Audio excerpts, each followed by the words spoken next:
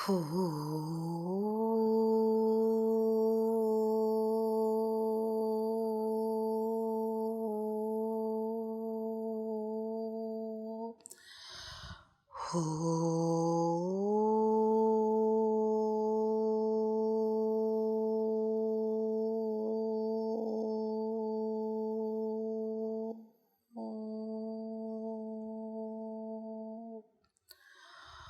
ഹോ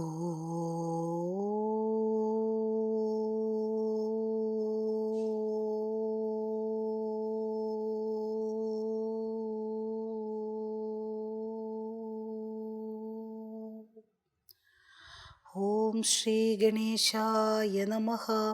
ഓം ശ്രീ സരസ്വത്यै നമഃ. ഓം ശ്രീ ഗുരുഭ്യോ നമഃ. സമസ്തജനകല്യാണേ നിരതം കരുണാമയം നമാമി ചിന്മയം ദേവം സദ്ഗുരും ബ്രഹ്മവിദ്വരം. മൂകം കരോതി വാചാലം പങ്കും ലംഘയത്തെ ഗിരിം. യത്കൃപാതമഹം വന്ദേ പരമാനന്ദമാധവം പരമാനന്ദമാധവം.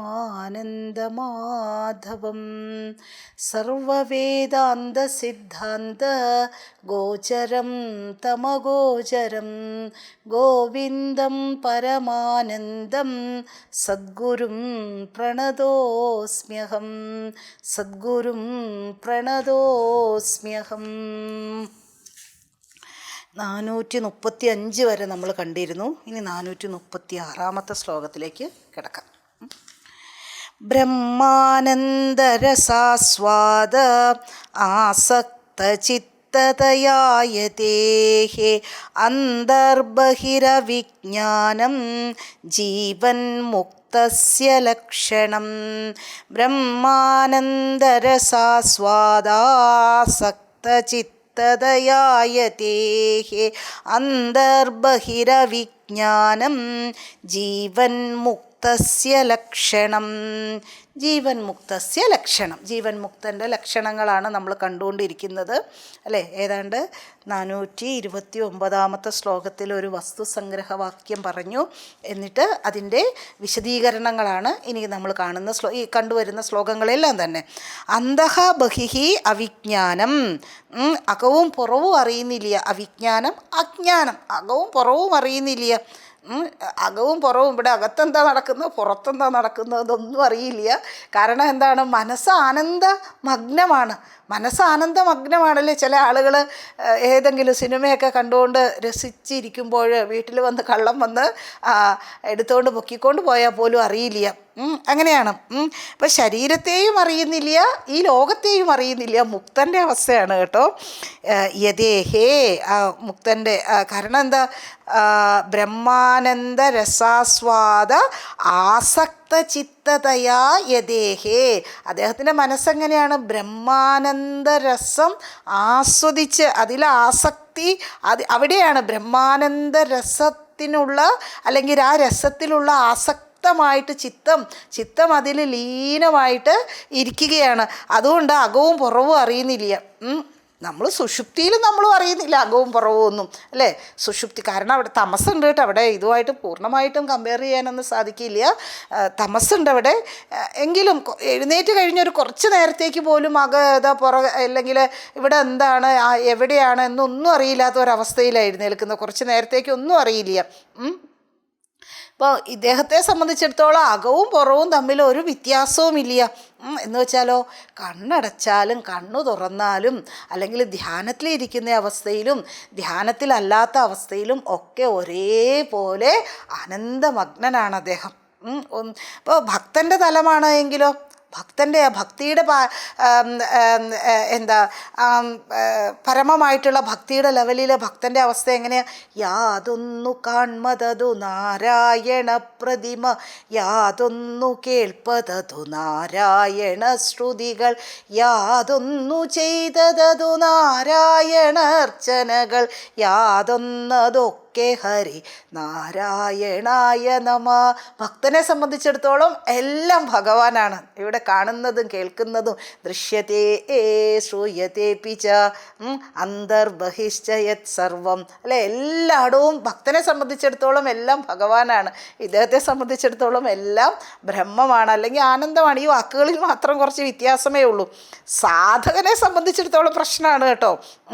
പുറം ലോകവുമായിട്ട് ഇടപെട്ടിട്ടുണ്ടെങ്കിൽ പ്രശ്നമാണ് എന്ന് മനസ്സിലാക്കി കഴിഞ്ഞിട്ടുണ്ടെങ്കിൽ സാധകൻ എന്ത് ചെയ്യും? പുറം ലോകവുമായിട്ടുള്ള ആ ബന്ധം അങ്ങ് വിച്ഛേദിക്കും. കാരണം സാധകൻ്റെ തലം അങ്ങനെയാണ്, പ്രശ്നമാണ്. അത് എന്തിനാ പ്രശ്നങ്ങളിലേക്ക് പോകുന്നത്? ഒന്നും മാറിയിട്ടുണ്ടെങ്കിൽ പ്രശ്നമില്ലാണ്ട് കഴിഞ്ഞുകൂടാൻ പാടില്ല, ഗുഹയിൽ തന്നെ കഴിഞ്ഞുകൂടും. അതുകൊണ്ടാണ് ഹിമാലയത്തിനൊക്കെ, അല്ലേ, ഒരു തരത്തിലുള്ള പ്രശ്നവും ഇല്ലാതെ ഇരിക്കാനും ഒക്കെ വേണ്ടിയിട്ട്. സാധകൻ്റെ തലം വ്യത്യാസമാണ്. പക്ഷേ ഇവിടെ സാധ്യത്തിലെത്തിയ ഈ മുക്തനെ സംബന്ധിച്ചിടത്തോളം വ്യാപാരങ്ങളിൽ ഏർപ്പെട്ടാലും ഏർപ്പെട്ടില്ല എങ്കിലും, ജപത്തിലാണ് എങ്കിലും ജപിച്ചാലും ജപിച്ചില്ല എങ്കിലും, ധ്യാനിച്ചാലും ധ്യാനിച്ചില്ല എങ്കിലും സർവത്ര ബ്രഹ്മാനന്ദ രസാസ്വാദ ആസക്തമാണ് അദ്ദേഹത്തിൻ്റെ ചിത്തം. ബ്രഹ്മാനന്ദ രസാസ്വാദ ആസക്ത ചിത്തതയായ ദേഹേ അന്തർബഹിരവിജ്ഞാനം ജീവൻ മുക്തസ്യ ലക്ഷണം. ദേഹേന്ദ്രിയാദൗ കർത്തവ്യേ മമാഹം ഭാവവർജിതഃ ഔദാസീന്യേന യസ്തിഷ്ഠേത് സജീവൻ മുക്തലക്ഷണഃ. ദേഹേന്ദ്രിയാദൗ കർത്തവ്യേ മമാഹം ഭാവവർജിതഃ ഔദാസീന്യേന യസ്തിഷ്ഠേത് സജീവൻ മുക്തലക്ഷണഃ. ദേഹേന്ദ്രിയാദൗ കർത്തവ്യേ, ദേഹേന്ദ്രിയങ്ങളിൽ, ദേഹാദികളിൽ, കർത്തവ്യം, അല്ലേ, ജീവനെ സംബന്ധിച്ചിടത്തോളം അനവധി കർത്തവ്യങ്ങളുണ്ട്.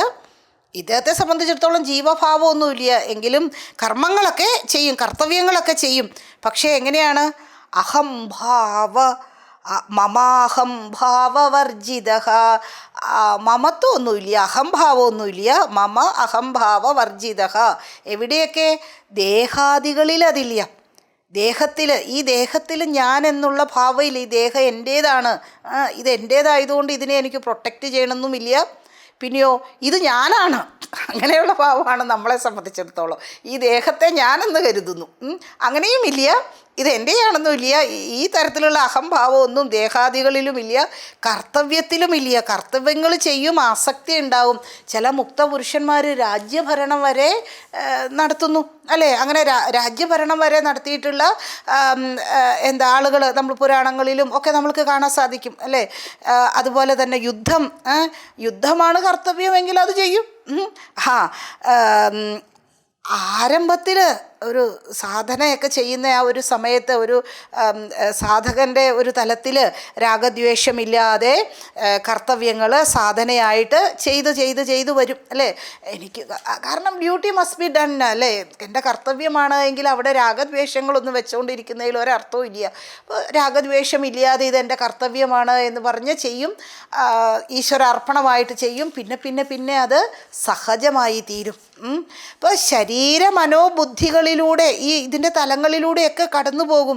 ശരീരത്തിന് വയസ്സാകും, കുറേ കഴിയുമ്പോഴേക്കും ശരീരം പതിക്കും. ചിലപ്പോൾ ശരീരം പതിക്കുന്നതിന് മുമ്പ് വളരെയധികം കഷ്ടപ്പാട് ഉണ്ടായിരിക്കും, അല്ലേ? പ്രാണൻ പോകാനൊക്കെ ഏത് ശരീരത്തിനാണ് എങ്കിലും ചില ശരീരങ്ങൾക്ക് മാത്രമേ ഭാഗ്യമൊക്കെ കിട്ടുകയുള്ളൂ. ചിലപ്പോൾ പ്രാണനൊക്കെ ശരീരത്തിൽ നിന്ന് വിട്ടു പോകാനൊക്കെ ആയിട്ട് വളരെയധികം കഷ്ടപ്പാട്. അപ്പോൾ കൂടെ ഉള്ളവർക്ക് ചില കഷ്ടപ്പാടുകളൊക്കെ കൊടുത്തെന്നൊക്കെ ഇരിക്കും, അല്ലേ?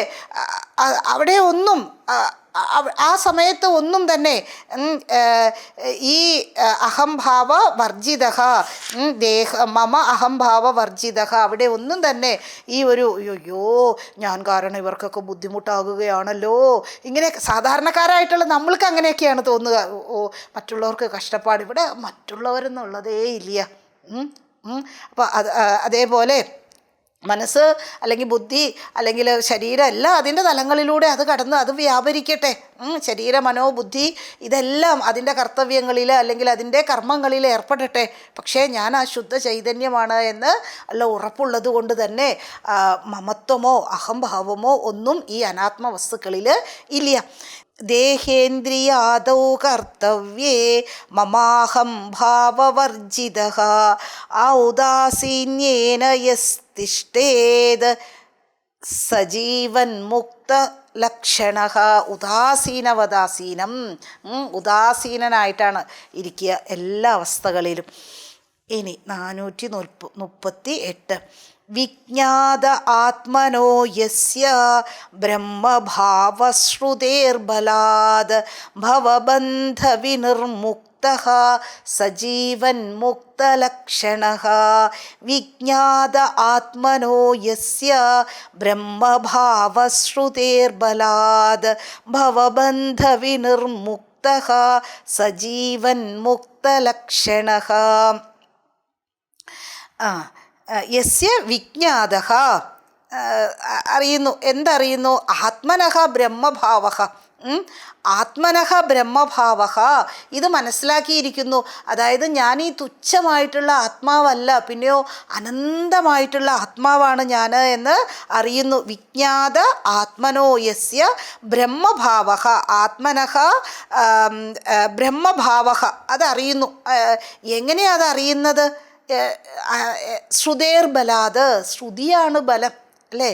ശ്രുതിയാണ് രക്ഷ, ശ്രുതിയാണ് ബല, ശ്രുതിയാണ് പ്രമാണം. ശ്രുതിയുടെ ബലത്താലാണ് ഈ ജ്ഞാനം നേടിയത്. അല്ലാതെ വെറുതെ അങ്ങോട്ട് ഒരു ഇമാജിൻ ചെയ്ത് അല്ലെങ്കിൽ സങ്കല്പിച്ചെടുത്തതൊന്നുമല്ല. ജ്ഞാനം നേടി എന്നിട്ടോ സംസാര ബന്ധനങ്ങളിൽ നിന്നുമൊക്കെ മുക്തനായി ശരിയായ പ്രമാണത്തിലൂടെ. ശ്രുതേർബലാത് പ്രമാണം, ശ്രുതി, ശ്രുതിക്ക് എപ്പോഴും പ്രാധാന്യം. ശ്രുതേർബലാത് ശ്രുതിയാൽ ജ്ഞാനം നേടി, പ്രമാണത്തിലൂടെ ജ്ഞാനം നേടി മുക്തനായി. എന്നിട്ടോ ജീവിച്ചിരിക്കുമ്പോൾ തന്നെ മുക്തി നേടി. വിജ്ഞാത ആത്മനോ യസ്യ ബ്രഹ്മഭാവശ്രുതേർബലാദ് ഭവബന്ധവിനിർമുക്തഃ സജീവൻ മുക്തലക്ഷണഃ. ദേഹേന്ദ്രിയേഷ്വഹം ഭാവഃ ഇദം ഭാവസ്തദന്യകേ യസ്യ നോ ഭവതഃ ക്വാപി സജീവൻ മുക്ത ഇഷ്യതേ. ദേഹേന്ദ്രിയേഷ്വഹം ഭാവഃ ഇദം ഭാവസ്തദന്യകേ യസ്യ നോ ഭവതഃ ക്വാപി സജീവൻ മുക്ത ഇഷ്യതേ. ഇപ്പം ശരീര മനോബുദ്ധികളിൽ അഹംഭാവവുമില്ല. പിന്നെയോ ഈ ദേഹേന്ദ്രിയേഷു അഹംഭാവഃ ഇദം ഭാവഃ സ്തദന്യകേ. അതായത് ശരീര മനസ്സ് ബുദ്ധി ദേഹാദികളിലൊന്നും ഞാനെന്നുള്ളൊരു ഭാവവുമില്ല. പിന്നെയോ ഇദം ഭാവം. ഇദം ഭാവം എവിടെ? ഈ ലോകവസ്തുക്കളിൽ, ഈ ലോകത്തുള്ളതല്ല. ഇത് അത് എന്ന് നമ്മൾ പറയുമല്ലോ. ഇത് രണ്ടും ഇല്ല. അഹംഭാവവും ഇല്ല, ഇദം ഭാവവും ഇല്ല. യഥാർത്ഥത്തിൽ നമ്മുടെ ശരീരത്തിനോട് നമുക്ക് തോന്നേണ്ടത് ഇദം ഭാവമാണ്, ഈ ശരീരം അല്ലേ? പക്ഷെ നമ്മൾക്ക് എങ്ങനെയാണ് തോന്നുന്നത്? ഞാനാണ്. ഇദം ഭാവം തോന്നേണ്ടടുത്ത് അഹംഭാവവും തോന്നും അല്ലേ? ഇദ്ദേഹത്തെ സംബന്ധിച്ചിടത്തോളം ഇങ്ങനെയില്ല. നമ്മളെ സംബന്ധിച്ചിടത്തോളം ഞാൻ 7 കിലോ കുറഞ്ഞു. അറിയോ? ഈ ശരീരമാണ്. അപ്പോൾ ഈ ശരീരത്തിൽ ഞാനെന്നുള്ള ഒരു ഭാവം വന്നു, ശരീരത്തിൽ അഹംഭാവം വന്നിരിക്കുന്നു. അങ്ങനെ ഇദ്ദേഹത്തെ സംബന്ധിച്ചിടത്തോളം ഈ ശരീരത്തിലും ഇല്ല അഹംഭാവവും ഇല്ല, ഇദം ഭാവവും ഇല്ല. ഇത് രണ്ടും ഇല്ല. മുക്തൻ ഇത്തരത്തിലുള്ള ഈ വിഭജനങ്ങളൊന്നുമില്ല, ഈ ഭേദമൊന്നുമില്ല. അഹംഭാവവും ഇല്ല, ഇദം ഭാവവും ഇല്ല, അഹം ഇദം ഇല്ല. പിന്നെ എന്താ ഉള്ളത്? ബ്രഹ്മമേ ഉള്ളൂ അല്ലേ? ഇവിടെ ഒന്ന് മാത്രമേ ഉള്ളൂ. വിഷയവുമില്ല, ഒരു സബ്ജക്റ്റും ഇല്ല. എല്ലാം ഇദം, എല്ലാം അഹം. അങ്ങനെയില്ലേ, ആനന്ദ ചിന്മയ ഹരേ ഗോപികാരമണ ഞാനെന്ന ഭാവമധു തോന്നായിക വേണമിഹ തോന്നുന്നതാഖിലഖിലം ഞാനിതെന്ന വഴി തോന്നേണമേ വരദ നാരായണായ നമ. ഈ അവസ്ഥയൊക്കെ ഇതൊക്കെ എത്ര ഭംഗിയായിട്ട് മലയാളിക്ക് എഴുത്തച്ഛൻ പറഞ്ഞു തന്നിരിക്കുന്നു അല്ലേ. ഇതേപോലെ എല്ലാം ഞാനാണെന്നുള്ള ഭാവം, അത് പ്രാർത്ഥനയാണ് കേട്ടോ, ഭക്തൻ്റെ പ്രാർത്ഥനയാണ്. ഉണ്ടാകരുത്, അഹംഭാവം ഉണ്ടാകരുത്. ഇനി ഉണ്ടായാൽ സകലം ഞാനാണെന്ന് തോന്നട്ടെ, അതാണ് സത്യം. ഇനി ദേഹേന്ദ്രിയേഷ്വഹം ഭാവഃ ഇദം ഭാവസ്തദന്യകേ യസ്യ നോ ഭക്തഃ ക്വാപി യസ്യ നോ ഭവതഃ ക്വാപി സജീവൻ മുക്ത ഇഷ്യതേ. ഇപ്പോൾ ഭേദമില്ല, ഭേദം സൃഷ്ടിച്ചിട്ടുണ്ട് എങ്കിൽ ഭേദമുണ്ടോ പ്രശ്നങ്ങൾ തുടങ്ങുകയാണ്. ഭേദമുണ്ട് എങ്കിൽ വളരെ പെയിൻഫുള്ളാണ്, വേദനാജനകമാണ്. ഈ ഭേദത്താലാണ് എല്ലാം ഉണ്ടാകുന്നത്. അതേസമയത്ത് മുക്തൻ ബ്രഹ്മസ്വരൂപത്തിൽ മുഴുകി ബ്രഹ്മമായിട്ട്, ഈ ലോകവും ബ്രഹ്മമാണ്, അദ്ദേഹവും ബ്രഹ്മമാണ്, ഈ ലോകവും ബ്രഹ്മമാണ് അല്ലേ. എല്ലാം ഭക്തനെ സംബന്ധിച്ചിടത്തോളം ആണെങ്കിലോ യദ്യത് കർമ്മ കരോതി തത്തദഖിലം ശംഭോതവാരാധനം അല്ലേ. ഭക്തനെ സംബന്ധിച്ചിടത്തോളം എല്ലാം എന്തൊക്കെയാണ് എങ്കിൽ അതെല്ലാം ഭഗവത് ആരാധനയായിട്ട് നമ്മൾ ഇങ്ങനെ ഡിവിഷൻ ചെയ്യുകയാണ്, നമ്മളെല്ലാം ഭേദം വയ്ക്കുകയാണ്. ഇതെൻ്റെ പ്രൈവറ്റ് ലൈഫാണ്, ഇത് പബ്ലിക് ലൈഫാണ്. അപ്പോൾ ഈ ഡിവിഷൻ ഉണ്ടായെങ്കിൽ പ്രശ്നമാണ്. അപ്പോൾ എല്ലായിടത്തും അല്ലേ, സാധുക്കളെ സംബന്ധിച്ചിടത്തോളം പബ്ലിക് എന്നോ പ്രൈവറ്റ് എന്നോ എന്നൊന്നുമില്ല. സാധുവിൻ്റെ ജീവിതം അങ്ങനെയാണ്, അവർക്കൊരു പ്രൈവസിയുടെ ഒന്നും ഒരാവശ്യമേ വരുന്നില്ല. അപ്പോൾ എല്ലായിടത്തും ആത്മീയത കാണുകയാണ്. ഈശാവാസ്യം ഇതകം സർവം, എല്ലാം ഈശനാൽ വ്യാപ്തമാണ് ഇവിടെ, അവിടെ ഒരു ഭേദവുമില്ല. അപ്പോൾ ഇത്തരത്തിലുള്ള ഭേദദൃഷ്ടി മുക്തനില്ല. ദേഹേന്ദ്രിയേഷ്വഹം ഭാവം ഇദം ഭാവസ്തദന്യകേ യസ്യ നോ ഭവതഃ ക്വാപി സജീവൻ മുക്തയിഷ്യതേ. ന പ്രത്യക് ബ്രഹ്മണേർഭേദം കദാപി ബ്രഹ്മസർഗയോഃ പ്രജ്ഞയാ യോ വിജാനാതി സജീവൻ മുക്തലക്ഷണഃ. സ പ്രത്യക് ബ്രഹ്മണോർഭേദം കദാപി ബ്രഹ്മസർഗയോഃ പ്രജ്ഞയാ യോ വിജാനാതി സജീവൻ മുക്തലക്ഷണഃ. യഹ പ്രജ്ഞയാ ന വിജാനാതി, പ്രജ്ഞയാൽ അതറിയുന്നില്ല. എന്തറിയുന്നില്ല? ഭേദം. പ്രജ്ഞയാ യഹ വിജാനാതി സഹ ന പ്രത്യക് ബ്രഹ്മണോ ഭേദം കദാപി, ഒരിക്കൽ പോലും ബ്രഹ്മമാണ് അല്ലെങ്കിൽ ഇത് ബ്രഹ്മമാണ് ഇത് ലോകമാണ് ഇങ്ങനെയുള്ള ഭേദങ്ങളൊന്നും അറിയുന്നില്ല. പ്രജ്ഞയാ, ബുദ്ധിയിൽ ഇതൊന്നുമില്ല.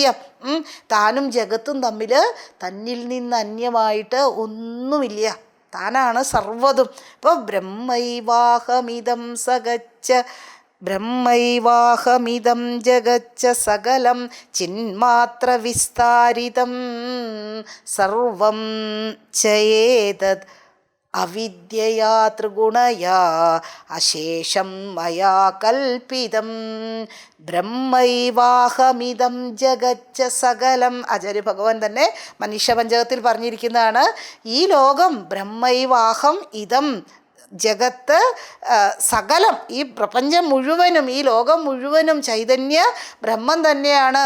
ഇത് മുഴുവനും ഞാൻ ബ്രഹ്മം നീ പിശാച് അങ്ങനെയല്ല കേട്ടോ. ഞാൻ ബ്രഹ്മമാണ്, അവർ വേറെയാണ്, മരുമകൾ വേറെയാണല്ലോ, അമ്മായിമ്മ ബ്രഹ്മമൊന്നും ആയിട്ട് കാണാനായിട്ട് സാധിക്കുകയില്ല. അപ്പം ഇങ്ങനെ ചിന്തിച്ചിട്ടുണ്ട് എങ്കിൽ പ്രശ്നങ്ങൾ മാത്രമേ ഉണ്ടാവുകയുള്ളൂ. നേരെ മറിച്ച് ഭേദമില്ലാതെ സർവ്വതും ഞാൻ തന്നെയാണ് എന്നുള്ള എല്ലാം നാം ഒന്നാണെന്ന് ഈ ഭാര്യയും ഭർത്താവും പറയുകയാണ്, നാം ഒന്നാണെന്ന് പറയുകയാണ് എങ്കിൽ അവിടെ എന്തെങ്കിലും പ്രശ്നങ്ങളുണ്ടോ? ഇത് നീ വേറൊരു വീട്ടിൽ നിന്ന് ഇങ്ങോട്ട് കൊണ്ടുവന്നത്, ഈ വീട്ടിലെ അല്ല, വേറെ വീട്ടിൽ നിന്ന് വന്നത്. ഇങ്ങനെയൊക്കെ ഇദ്ദേഹമാണെങ്കിലോ വേറൊരാൾ. ഇങ്ങനെയൊക്കെ കാണുമ്പോഴാണ്, ഇവിടെ ഭേദം വരുമ്പോഴാണ് പ്രശ്നങ്ങൾ വരുന്നത്, ഭയം ഉണ്ടാകുക, എല്ലാം വരിക. അതേസമയത്ത് ഈ ഭേദചിന്ത ഇല്ലാണ്ടായിട്ടുണ്ട് എങ്കിലോ എല്ലാം ബ്രഹ്മം, സർവം ബ്രഹ്മമയം അല്ലേ?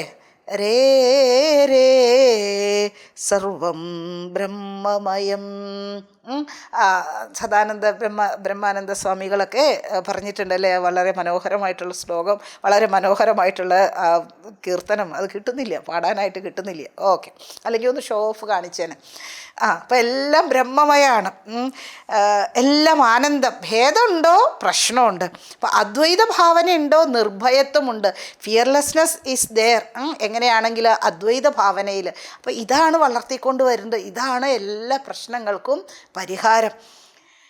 ന പ്രത്യഗ് ബ്രഹ്മണോർഭേദം കദാപി ബ്രഹ്മസർഗയോഃ പ്രജ്ഞയായോ വിജാനാതി സജീവൻ മുക്തലക്ഷണഃ സാധുഭിഃ പൂജ്യമാനേസ്മിൻ പീഡ്യമാനോപി ദുർജനൈഃ സമഭാവോ ഭവേദ് യസ്യ ജീവൻ മുക്തസ്യ ലക്ഷണഃ സാധുഭിഃ പൂജ്യമാനേസ്മിൻ പീഡ്യമാനേപി ദുർജനൈഃ സമഭാവോ ഭവേദ് യസ്യ സജീവൻ മുക്തലക്ഷണഃ സാധുഭിഃ പൂജ്യമാനേ, നല്ല ആളുകളാൽ ആരാധിക്കപ്പെട്ടാലും. സാധു എന്ന് പറഞ്ഞാൽ ആരാ?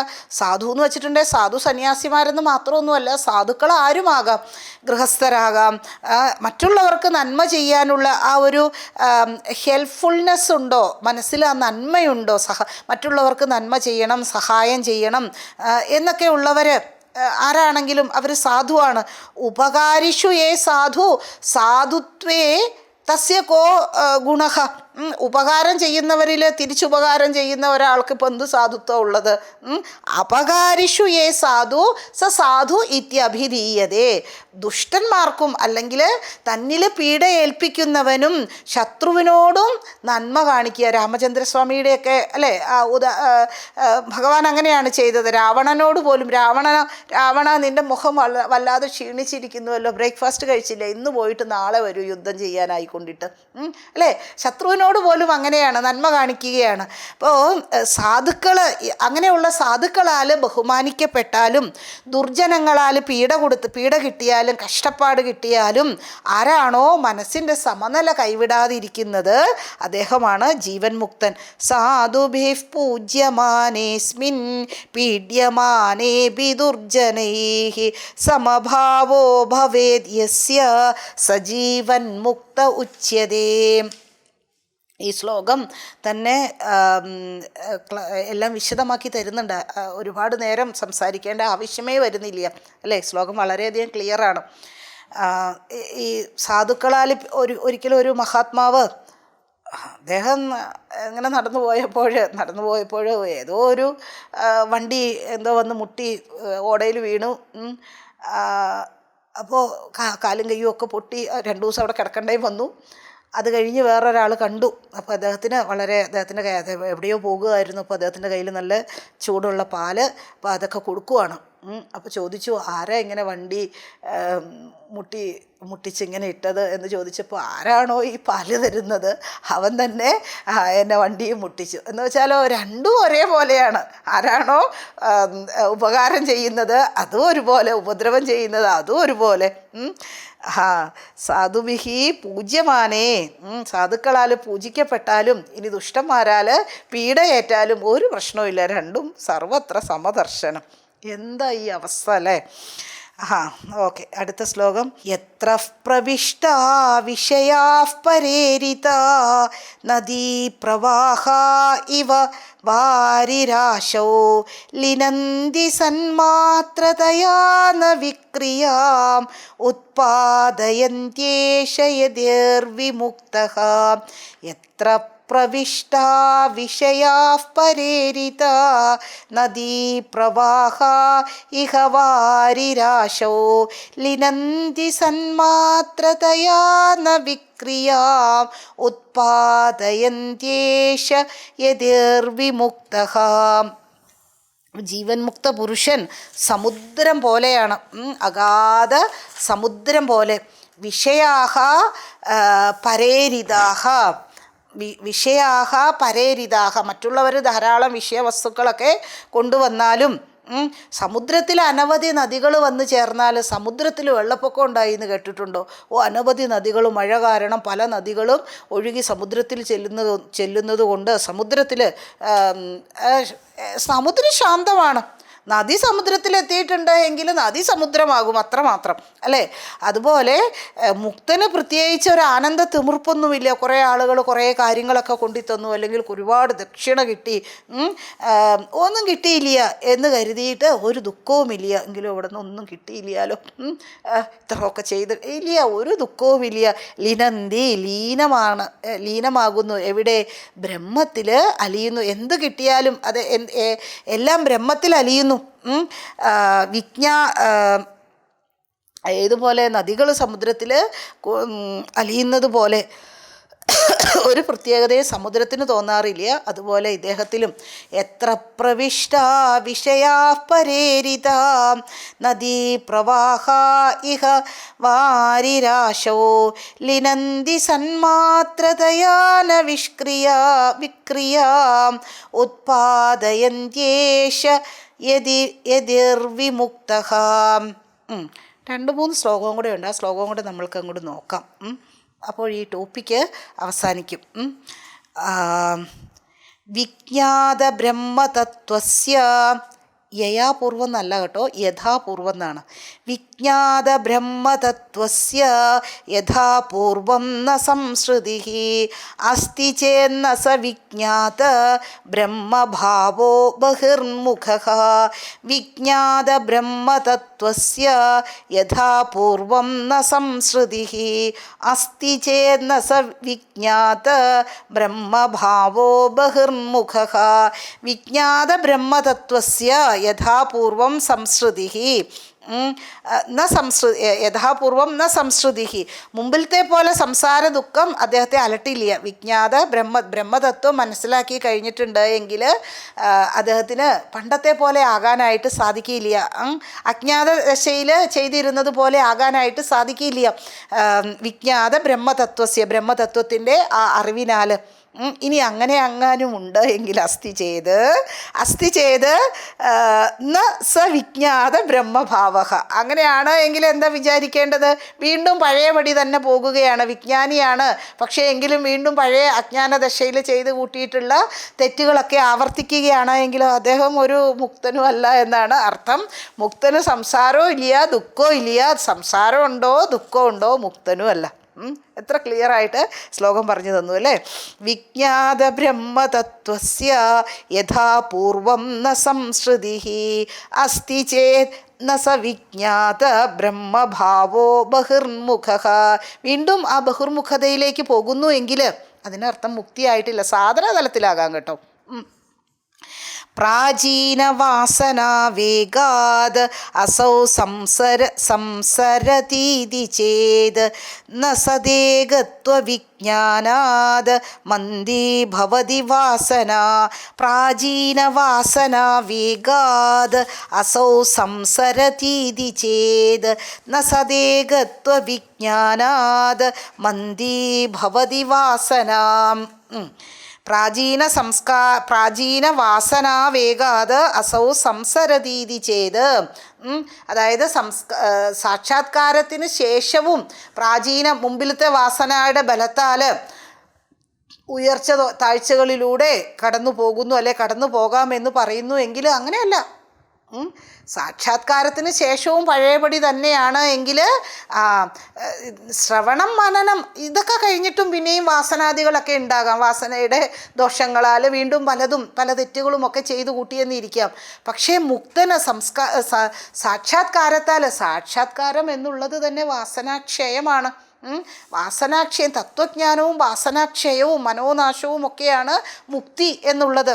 തത്വജ്ഞാനം പ്ലസ് പിന്നെയോ വാസനാക്ഷയം പ്ലസ് മനോനാശം, ഇതാണ് ജീവൻ മുക്തി എന്നുള്ളത്. അപ്പോൾ അങ്ങനെയുള്ള ഒരാൾക്ക് അങ്ങനെ ഒരവസ്ഥ നേടിക്കഴിഞ്ഞാൽ വീണ്ടും പഴയ പോലെ വാസനയുടെ ബലത്താൽ മറ്റ് പലതും ഒക്കെ ചെയ്തു കൂട്ടുമോ? ഇല്ല. അപ്പോൾ ഒരാൾ വളർന്നതിന് ശേഷവും കടയിൽ പോയിട്ട് അവിടെയുള്ള ഈ കളിപ്പാട്ടങ്ങൾ, ഇങ്ങനെ ഇട്ട് ഓടിക്കുന്ന കളിപ്പാട്ടങ്ങൾ കണ്ട് അത് വാങ്ങി കളിക്കുന്നുവെങ്കിൽ അതിൻ്റെ അർത്ഥം എന്താ? അദ്ദേഹം ഇപ്പോഴും കുട്ടിയാണ്, വളർന്നിട്ടില്ല, അത്ര തന്നെ. അപ്പം മുക്തന് സംസാരം ഇല്ല, ഈ ലോകത്തോടിട്ടൊരാസക്തിയുമില്ല.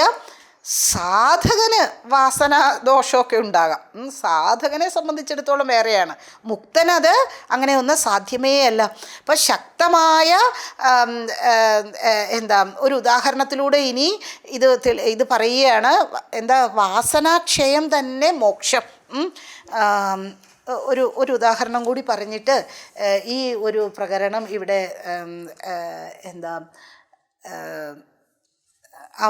അവസാനിപ്പിക്കുകയാണ്, ഈ ജീവൻ മുക്ത ലക്ഷണം എന്നുള്ളത്. അത് കഴിഞ്ഞിട്ട് വേറെ മനോഹരമായിട്ടുള്ള വിഷയം വേറെ വരുന്നു. 445 അതുകൂടി അങ്ങ് വായിക്കാം. അതുകൂടി നമ്മൾക്ക് എടുത്തിട്ട് നിർത്താം. എനിക്കറിയാം കുറച്ച് സമയം എന്നത്തേക്കാളും കൂടുതലായിട്ടുണ്ട്. അത്യന്ത കാമുകസ്യാപി വൃത്തി കുണ്ഠതി മാതരി തഥൈവ ബ്രഹ്മണി ജ്ഞാതേ പൂർണ്ണാനന്ദേ മനീഷിണഃ. അത്യന്തകാമുകസ്യാപി വൃത്തി കുണ്ഠതി മാതരി തഥൈവ ബ്രഹ്മണി ജ്ഞാതേ പൂർണ്ണാനന്ദേ മനീഷിണഃ. അത്യന്തകാമുകസ്യാപി, അത്യന്തമായിട്ടുള്ള വിഷയാസക്തനാണ് അല്ലെങ്കിൽ വിഷയലംബടനാണ്. അങ്ങനെയാണ് എങ്കിൽ പോലും വിഷയകാര്യങ്ങളിൽ ഏർപ്പെട്ടുകൊണ്ടിരിക്കുകയാണ്. അങ്ങനെയാണെങ്കിൽ പോലും അദ്ദേഹത്തിൻ്റെ അമ്മ വന്നിട്ടുണ്ട് എങ്കിൽ, എത്ര ആണ് എങ്കിലും അമ്മ വന്നിട്ടുണ്ട് എങ്കിൽ, വൃത്തികെട്ട കാര്യങ്ങളാണ് ചെയ്തുകൊണ്ടിരിക്കുന്നത് എങ്കിൽ അവിടെ നിന്നും അത് നിവർത്തിക്കും അല്ലേ? അപ്പോൾ ഞാൻ അതുപോലെയാണ്. അമ്മ വന്നിട്ടുണ്ടെങ്കിൽ അമ്മ തന്നെയാണ് അല്ലേ? ആ റെസ്പെക്റ്റ് ഏത് ദുഷ്ടനിലും ഉണ്ടാകും. അമ്മയോട് ഒരു റെസ്പെക്റ്റും ഒരു സ്നേഹവും ഒക്കെ അല്ലേ? ചീത്ത പുത്രന്മാരുണ്ടാകാം, പക്ഷേ എങ്കിൽ അമ്മ വന്നിട്ടുണ്ട്, കുമാത ഒരിക്കലും ഉണ്ടാകില്ലല്ലോ. അപ്പോൾ അമ്മ വന്നിട്ടുണ്ട് എങ്കിൽ ആ റെസ്പെക്റ്റ്, ചീത്ത പുത്രന്മാർക്ക് പോലും ആ റെസ്പെക്റ്റ് ഉണ്ടാകും അമ്മയോട്. അതേപോലെയാണ് ജ്ഞാനം ഉദിച്ചിട്ടുണ്ട് എങ്കിൽ ഈ മനോവൃത്തികൾ, വാസന ഉണ്ടാക്കുന്ന മനസ്സിൻ്റെ വൃത്തികളൊക്കെ അപ്രത്യക്ഷമാകും. അതിനു മുമ്പ് സാധനാതലത്തിൽ ചിലപ്പോൾ ഉണ്ടായിരിക്കാം. അപ്പോൾ ബ്രഹ്മാനന്ദം അനുഭവിക്കുന്ന ഒരു മുക്തന് ഈ ലോകത്തോട് എന്ത് ആസക്തി ഉണ്ടാകാനാണ്? അദ്ദേഹം അനുഭവിക്കുന്ന ആ ആനന്ദത്തെ തട്ടിച്ചു നോക്കുമ്പോൾ ഇവിടെയുള്ള ഈ വിഷയസുഖങ്ങൾ തൃണവത്കരിക്കുന്നു യോഗി വൃന്ദം, ക്ഷണനേര സുഖം നൽകും മൃഗജീവിതം. അവരെ സംബന്ധിച്ചിടത്തോളം നമ്മൾക്ക് കിട്ടുന്ന ഈ ചില അല്പസ്വല്പം ആനന്ദങ്ങളൊക്കെ വളരെ തുച്ഛമാണ്, ഒന്നുമില്ല. അപ്പോൾ ഇങ്ങനെ പറഞ്ഞിട്ട് ഇവിടെ ജീവൻ മുക്തി ലക്ഷണം എന്നുള്ള വിഷയം ഇവിടെ അവസാനിക്കുകയാണ്. ഇതൊന്നുകൂടി നമ്മൾക്കൊന്ന് വായിക്കാം.